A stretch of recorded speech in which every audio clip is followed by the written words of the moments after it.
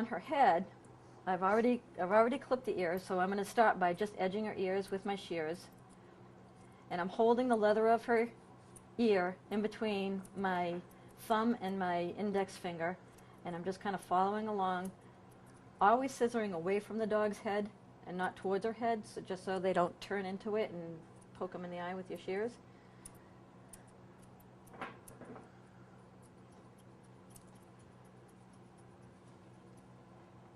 Okay, same thing on this ear.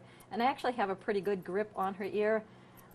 Holly tends to have ear infections a lot, so a lot of times anytime you touch the ear, it causes them to shake their head.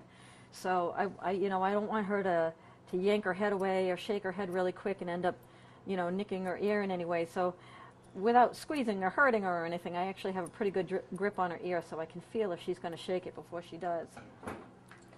And like I said, I had done the outside of her ears with a 9 blade because it gives a little bit more natural look. I don't like to go to like a 15 or 30 blade on the outside of the ear because I'm still trying to create a natural looking ear as though it were hand stripped.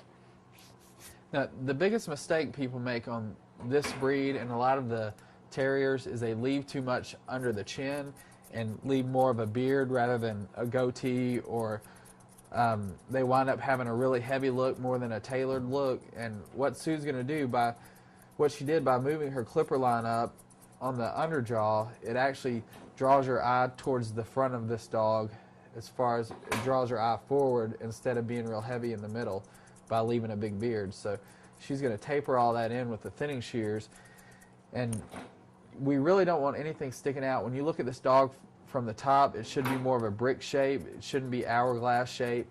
And so anything hanging over, like the eyebrows or part of the beard or part of the goatee, she's going to trim all of that off with the thinning shears.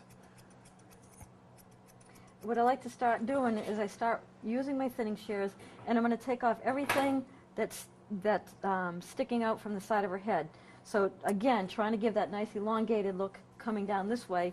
If I leave a lot of hair sticking out on the side of her head, it's going to make her head look fat instead of a nice long narrow brick shape. So I don't want anything sticking out past the side of her cheek. And you notice Sue combed the eyebrow to the outside. She didn't comb it straight forward. She combed it away from the dog, and now she's using her thinning shears, because if you comb it forward and you clip it, once they shake their head, the eyebrows tend to fall away from the dog's head anyway.